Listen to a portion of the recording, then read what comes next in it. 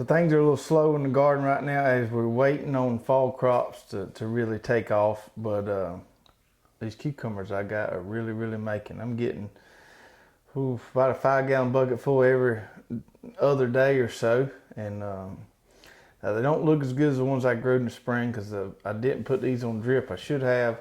I've been having overhead watering a lot. So I got a little bit of disease in there.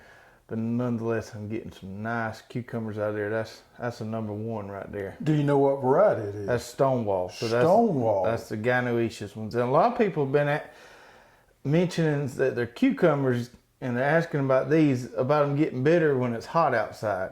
And I figured we'd do a little taste test and see if these are bitter at all. I got some. Now, I like to peel my cucumbers. I know everybody don't, and that's okay. But I do. And that's just an extra step for me. I don't like. I don't like. Being that's the way I like it. That's the way we're gonna do it today. Okay. How about that? Okay. Well, the heat finally broke a little bit here, and I got some things planted in my garden. I got cabbage planted. I got my tiger collars planted. I got my kohlrabi. You've been having broccoli. If you like me, you've been having overhead water a little bit to keep it going. Nope. Really? Got it all on drip.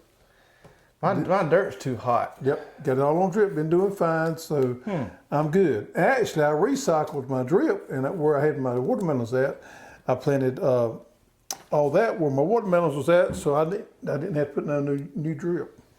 Now, where you planted those is where you had your tarp at. Have you noticed your weed pressure has been reduced pretty good bit since that tarp? Yes, I have. I've noticed that as well. Where I had the tarp, I hadn't had near as many weed problems. Put a little seasoning salt on there. Ain't nothing wrong with that right there at all.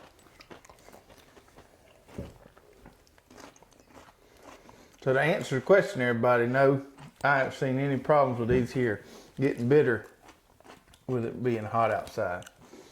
Now, if you know much about me, I love to keep a sharp pocket knife on me. I never tote a dull pocket knife. Mm-hmm. So the other day I was cutting me off some hoop cheese at the house. You know how you reach under with your knife and cut you off some hoop cheese? Also known as red rind cheese. Red rind, and I like it. It comes in blocks. That's the way I buy it. And I cut me off a big old chunk of it, and I just took it like we've all done and stuck it up there going to eat it. And when that knife touched my lip, it just split it open. You better be careful. Use a fork. I got to quit doing that, but I'm going to tell you, that's a sharp knife right there. I have to be careful carrying too sharp a one because I'll cut myself too. I ain't carrying no dull pocket knife. Let's say hey to everybody before we get going any further. Hello, everyone, and welcome to the Row by Row Garden Show. I'm Travis. I'm Greg. And we're really excited to have you with us tonight. We got a really good show planned. We're going to talk about growing onions on the show. Everything about growing onions because that time of planting for us is coming up close. So we're going to dig into that. But before we do that, we got a little show and tell going on. We're eating some cucumbers here. A couple other things I wanted to mention. You did say we have gotten a little break in the temperature. I think we're done with the 90-degree days. Ooh, I hope. We've had some good planting videos coming out lately. If you haven't seen those, go on the channel and check those out.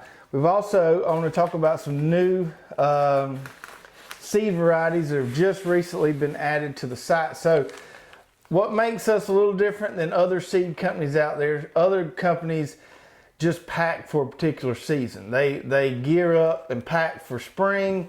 They put all their new varieties on there and they pack everything for, spring planting, and then they kind of take a break. We are year round here. We full-fledged into it. Yeah. So we ain't gonna bow out on you when it comes fall or winter and all that. Yeah, we don't ever want to get out of stock on anything because you might want to buy some okra seed right now just because it strikes you to go ahead and get some, even though you might not plant it this spring. So we always keep everything tested, always keep everything in stock. We don't, quote, pack for a certain year. We pack to sell right then and we get it out fast. So let's talk about some of the new stuff we've added. We've got a new variety of bunching onion called Warrior.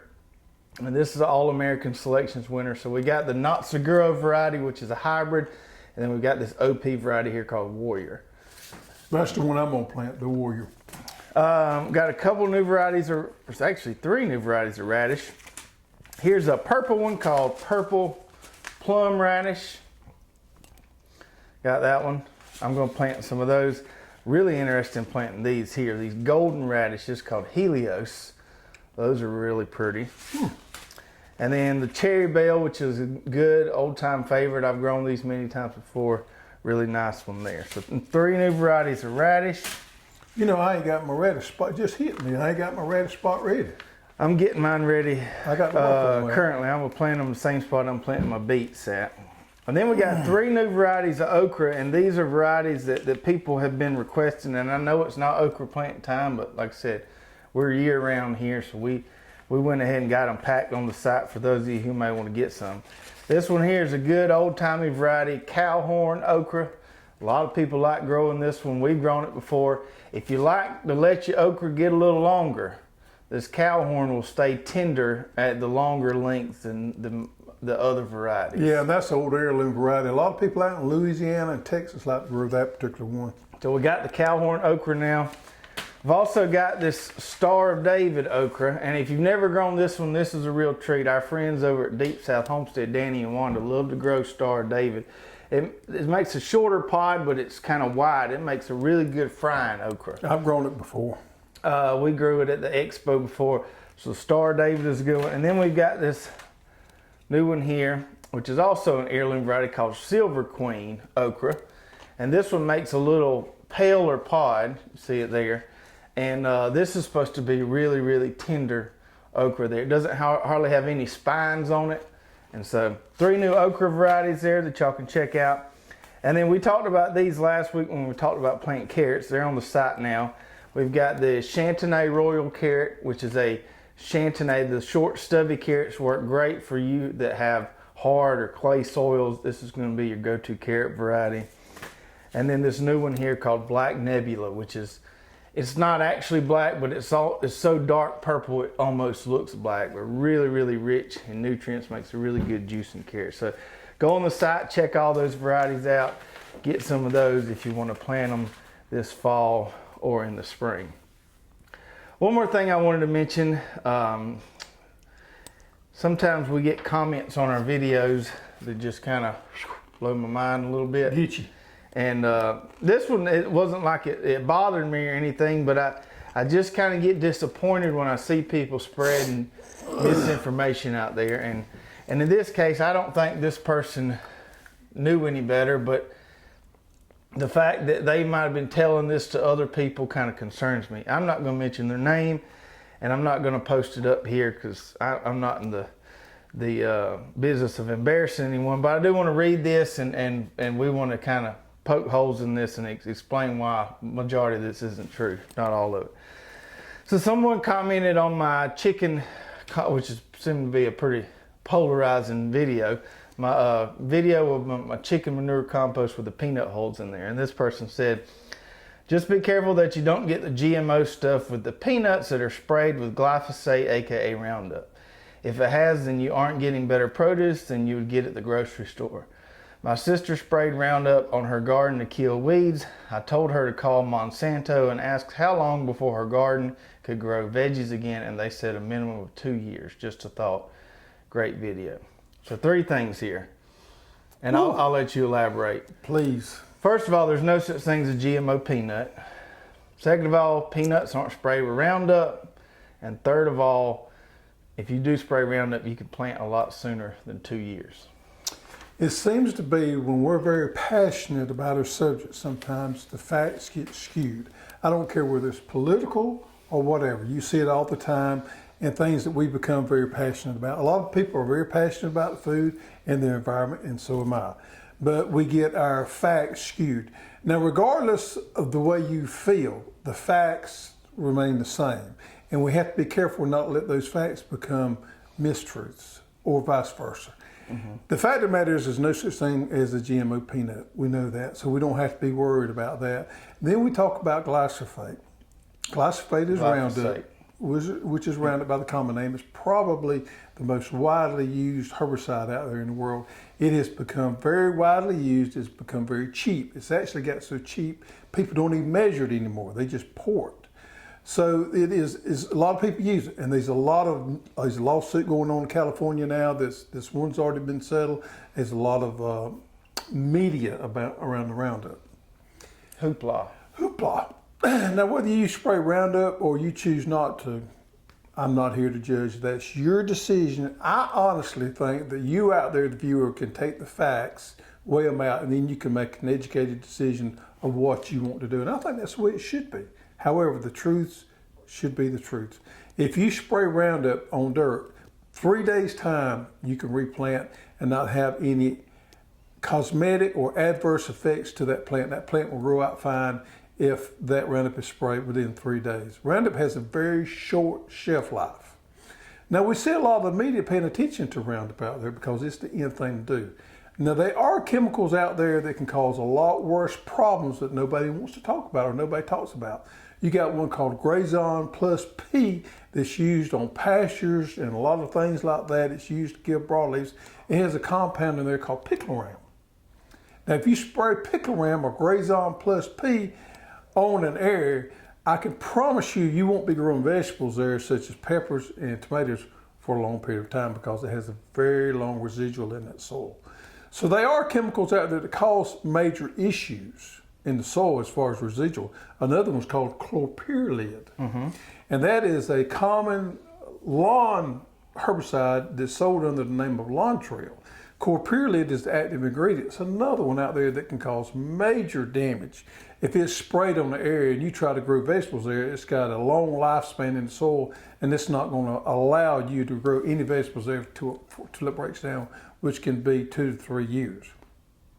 So there are chemicals out there that people need to be worried about. I mean, there's legitimate concerns. If you spray particular chemicals on the soil, that you're not going to be able to grow a garden there because you're not.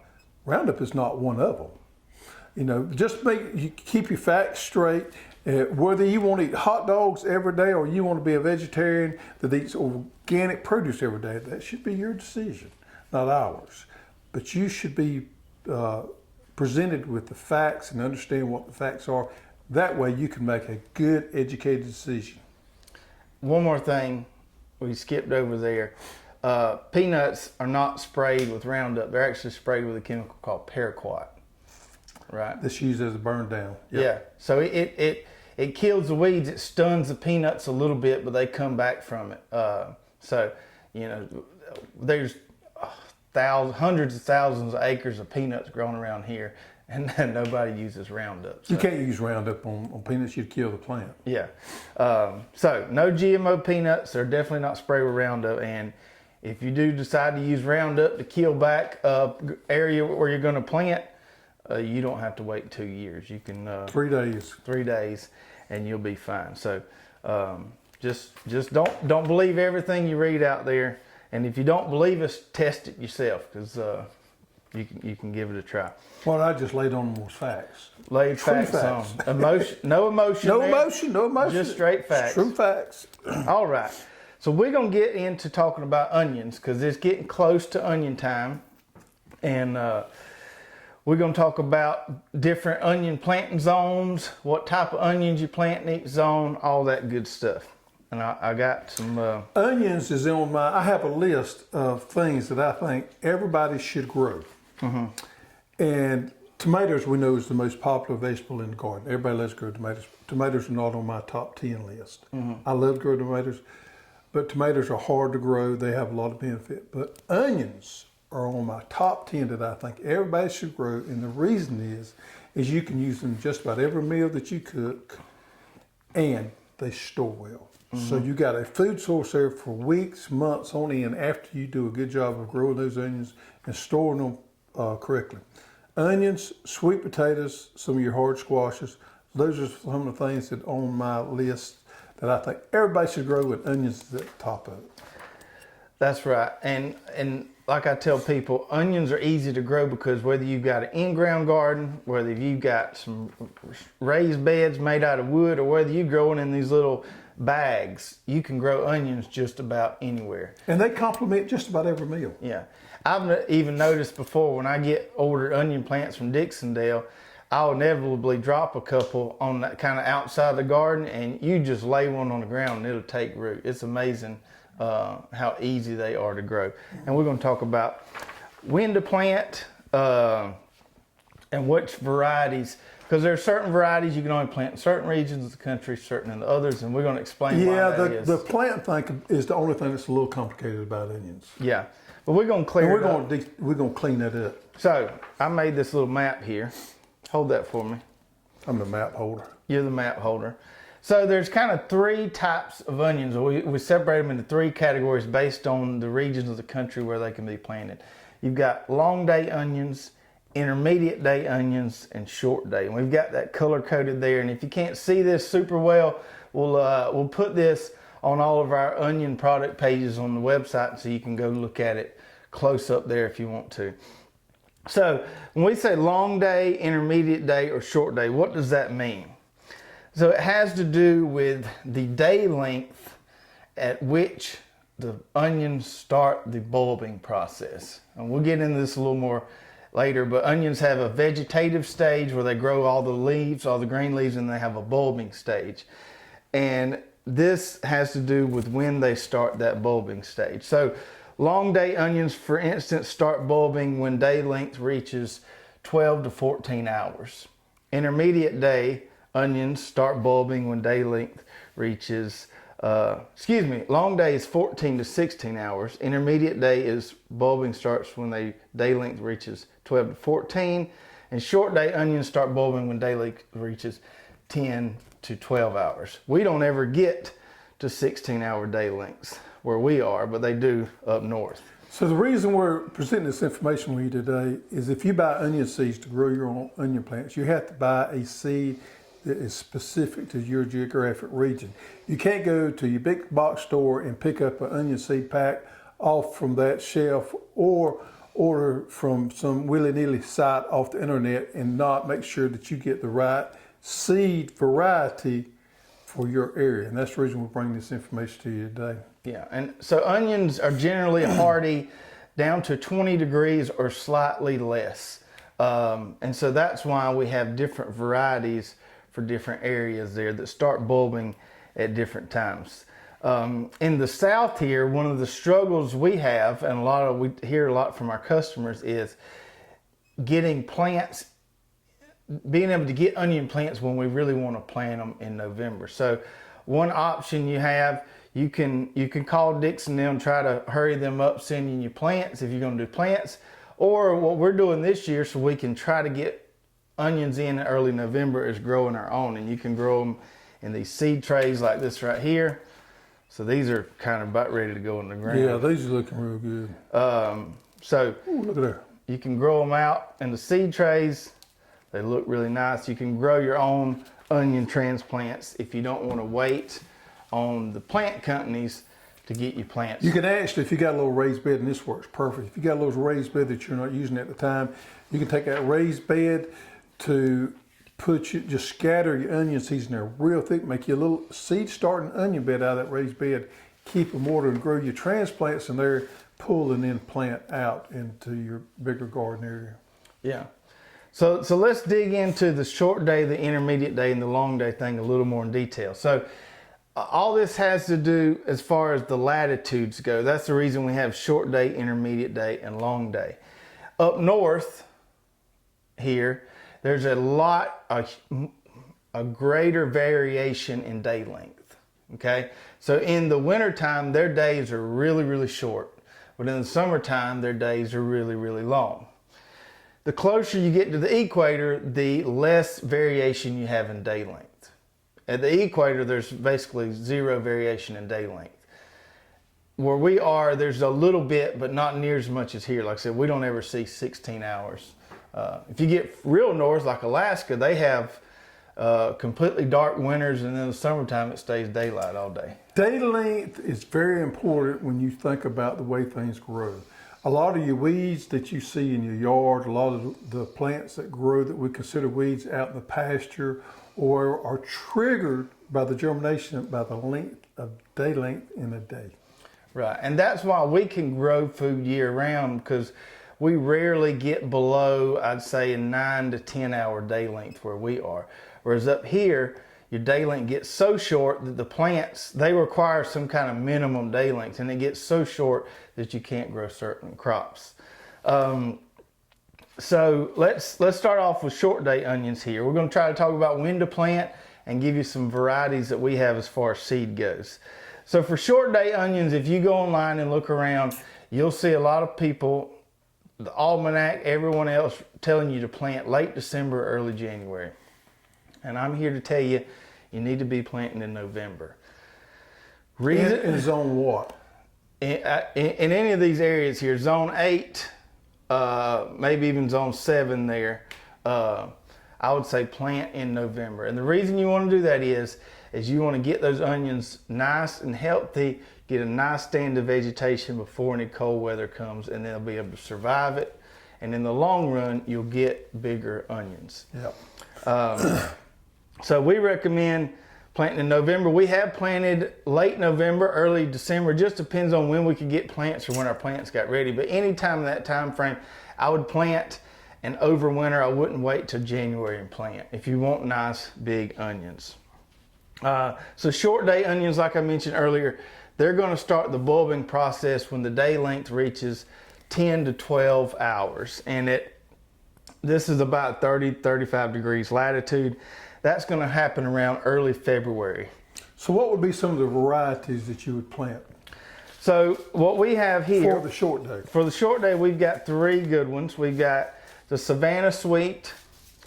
We've got the Sweet, let me show them, the Savannah Sweet there, which I think is what I showed you earlier. It is. We've got the Sweet Harvest. Both of those are more flattened kind of Vidalias types. And then we've got the famous Texas Legend here.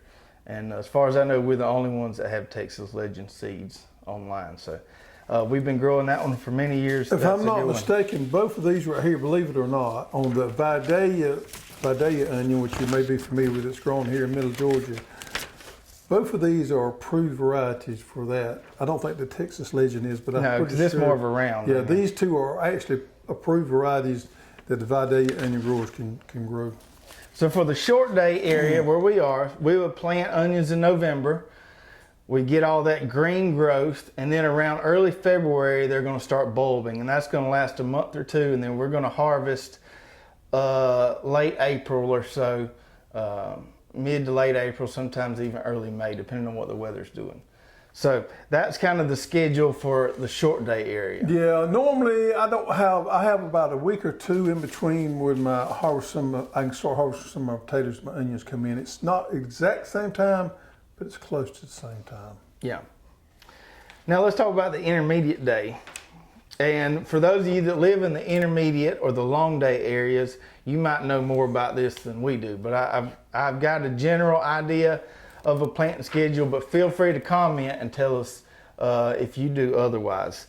So in the intermediate day area, the onions are going to start bulbing 12 to 14 hour day length, which for that latitude, my best guess happens around mid-April or so is when the bulbing is going to start.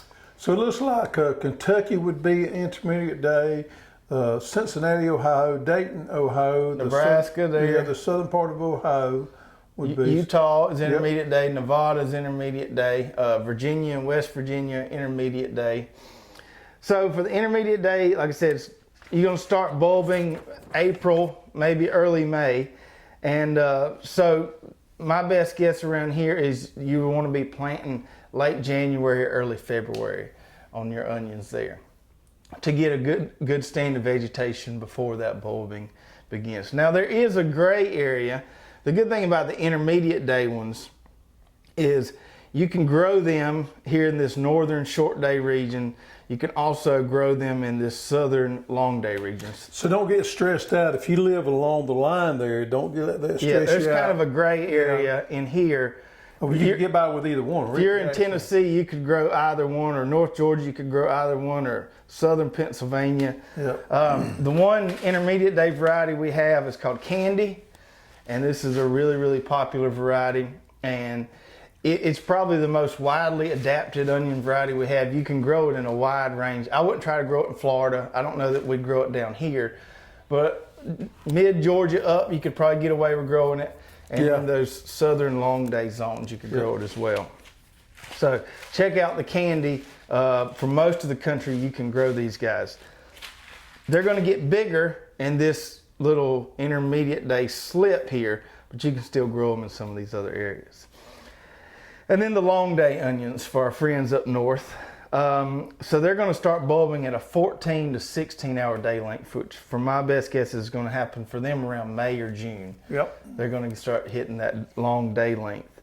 And so for them, they're probably planting around early April or so. When we're getting corn and stuff in the ground, they're planting onions. Yep. And the one really popular long day variety we have here is called Walla Walla. And this is a widely grown onion that does really well in the northern climates. If I'm not mistaken, that variety used to be grown a lot up in the state of Washington. Yeah. There's a farmer I follow on Facebook up in Vermont that grows a ton of these as well. So if you live up north, this Walla Walla is your go-to variety. Okay. So let's talk about the kind of phases. Can I put this down? Well, then he holds it up some more. You look good holding it. Okay. Just keep holding it. Okay. Okay, so onions have two growing phases. They have what they call, you have the vegetative phase, or I call that the investment phase. And then we have the bulbing phase, which I call the payoff phase. And so what you want to do growing onions is during that vegetative phase, you want to maximize the number of leaves you get on that plant. Each of those green leaves represents a ring on that onion, okay? So you're getting all your rings during that vegetative phase, and then during that bulbing phase, those rings are filling up with water and making a nice big onion. According to Bruce at Dixondale, the perfect onion has 13 leaves. So you want to get at least 13 leaves there during that vegetative phase to get that nice big onion. To do that during the vegetative phase, initially with the onions, we want to give them a complete fertilizer because they need that phosphorus and potassium for root development. So we're going to give them some of this 20-20-20 here to start off, okay? Because we need that phosphorus and potassium for root development.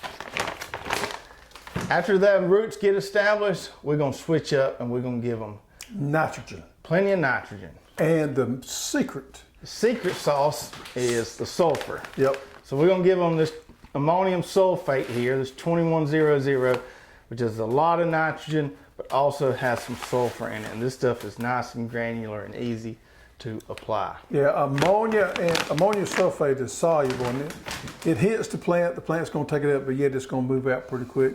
So it's something that you're going to have to probably hit every 2 weeks or so, I would say.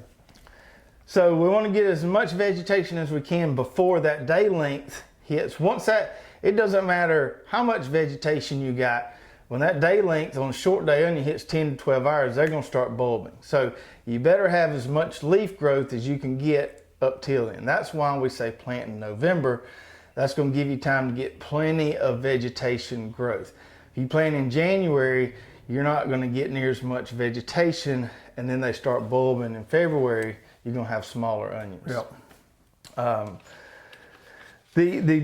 During the bulbing phase, so once they start bulbing, once those bulbs start enlarging, that's what I call the payoff phase.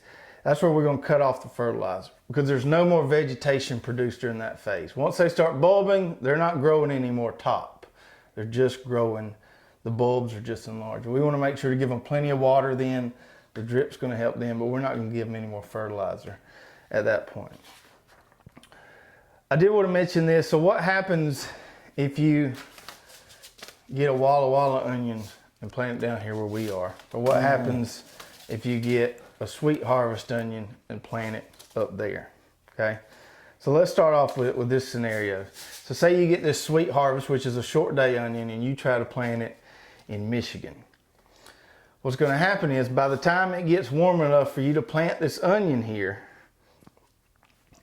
which would probably be early spring, you plant it and you might have a month, if not that, before your day length up there is going to hit 10 to 12 hours. So you're going to get almost zero vegetation before this thing's going to start bulbing, and you're not going to get a very big onion. On the flip side of that, say you take this Walla Walla and you plant it down south. Yeah. So the Walla Walla starts bulbing at around 16-hour day length. Well, if you plant that in the south, we don't ever get to 16-hour day length. So all you're gonna do is just grow a bunch of onion leaves here. It's never gonna hit the day length that's gonna trigger the bulbing process. And you're gonna end up with some small misformed onions that you're gonna be ashamed of. You're gonna have plenty of green if you like just onion tops. When your buddy comes over and you're looking at your garden, you're gonna show them onions you're ashamed of, you're gonna really feel bad. So you wanna make sure that you grow a big, fine onion that you can brag about and go over and show them, say, look what I did. But if you went to the big box store and bought you some just regular old plain onion seed, you're gonna be ashamed of them. Yeah. As far as the planting and the spacing goes, we got several videos out there on that. We've actually talked about it on the last few shows, so go check that out if you haven't seen it. I like to plant mine about 2 feet apart, double rows, berry drip in the middle.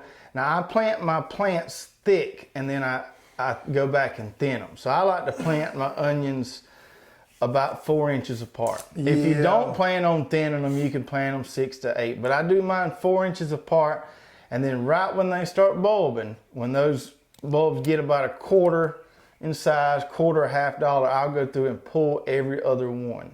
And eat it. And eat them as green onions. If you don't want to do that, go and space them out a little further, 6 to 8 Yeah, inches. you want to make sure though, if you're not going to thin them, go ahead and give them plenty of room to start with, because it will make an impact on the size of that bulb if you overcrowd them. Right. So if you want to have some green onions and you want to thin every other one, do them on 4 inches. As far as harvesting and storing, pretty simple with onions. You'll know them old tops start falling over. You know it's time to pull them. We like to leave them in the sun for a few days, so I'll just pull mine. I'll lay them. I don't leave them on the dirt because I want them to dry a little bit. I pull them and lay them on the grass there beside the garden for a few days in the sun. Yeah, where you can mess up, and I had this problem last year, is I pulled them and laid them out there, and I went off for the weekend, and it rained all weekend. Yeah. I had some issues. Yeah, So you don't want to. You don't want to do that. If it's gonna rain, leave them in the ground. Yeah. Don't pull them and lay them out in the sun unless you got a few days of dry weather. Right. And then once we do that, we put them on our storage rack, put them underneath the barn, shaded, cool, and dry is what you want as far as onion storage. Let's touch on shallots just a little bit and elephant garden. Now we've laid all this out there to you today with the short day, intermediate day, long day. Shallots are day neutral. You can plant them and in the fall of the year in any region. Right. Now you may have to insulate them a little bit with some mulch stuff if you live way up north, but you can plant your elephant garlic and you can plant your shallots in November and be fine. Speaking of elephant garlic and shallots, it has been flying off the shelves, and if you want some elephant garlic and shallots, you better get it now because there's a good chance we are going to run out. All right, so if you have any more questions about planting onions or onion varieties or anything like that, let us know in the comments and we'll be glad to answer them. We do have a few questions from last week, and if we answer your question on the show, send us an email to custserve@hosstools.com and we'll be glad to send you a nice little prize. First question comes from Christopher Patterson. You said you're planting carrots very thick. How many seeds for a 40-foot double row? So this is a tricky question because this is something I've never really measured. And what I do is I just grab me several packets and of the same variety, I dump them in a little bowl so it's easier to grab hold to them, and then I just sprinkle them down the road. From my best remembrances, and Best remembrances, I got you. yeah, to the best of my memory, we'll put it that way, I probably use, for a 40-foot double row, I probably use 3 to 4 packets, I would say, that I dump in there. So there's 750 seeds per packet, so 750 times 4. 3,000. Something like that. I plant them pretty thick. Now you probably don't have to plant them that thick, but I just, that's the way I like to plant them. So I take about 4 packets per 40-foot double row. So that's on both sides of the tape, and that's how I do it. Our second question comes from Justin Cottle, and he says, what's y'all's take on growing carrots in a raised bed? Should I make furrows or just try to spread the seed liberally throughout the bed? That's if this Alabama weather ever cools off. You know, growing carrots in a raised bed is actually a great idea, especially at this time of year because we're limited to what we're growing. And carrots can fit the bill for growing inside of raised beds. Most of the time we've amended that soil and we've got some good soft soil, which is ideal for growing carrots. So I actually probably got a video coming out pretty soon where we're going to be growing carrots in a raised bed. Yep. Now, one little trick that Danny does down at Deep South down there is he will plant his carrots in the bed and he will lay some plastic on top of it. It wets it down good. It wets it down good, but it's the plastic down, and that holds that moisture in it. You got to use dark plastic. You can't use clear. You got to use black plastic to do this. But it holds that moisture in there, and we know carrots take a lot of moisture. So he puts that on down there, and as soon as they start germinating, he pulls that off. So that's a good way to do it. I personally would plant them in rows. I like to keep things nice and clean and simple. I think you could broadcast them. I'm going to do the row thing where I just take my little cobra head or a little single tine cultivator, scratch me out a row, put them in there, and keep them covered up and keep them wet. Carrots and raised beds, I think it's a great idea. I think it's time to be thinking about getting them in the soil. Alabama's kind of like what we are here in Georgia. It's cooled off some. It's getting to be carrot planting time.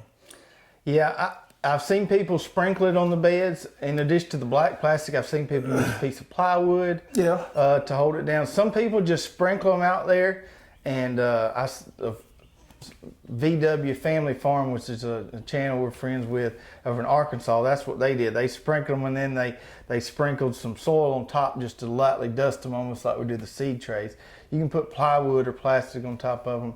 If it were me, I agree with you. I would do them in rows. I would take that single tine and just etch me a tiny little furrow there. And if you do have some weed problems, it's a lot easier to go in there and cultivate and weed and get them weed out if they are planting in rows versus being broadcast. It's easier to manage. And if you like us and you want to plant several different varieties, make you a row for each variety. That way you can keep up with what you planted, do a little experiment, see what's going to do best for you next year. All right, that's going to do it for this week. If you haven't already, go ahead and hit that subscribe button, hit that bell button so you get notified every time we come out with a new video. And if you enjoyed this video on planting onions, give us a like and a thumbs up. We would surely appreciate it. That's going to do it for tonight. We'll see you guys next week. Take care.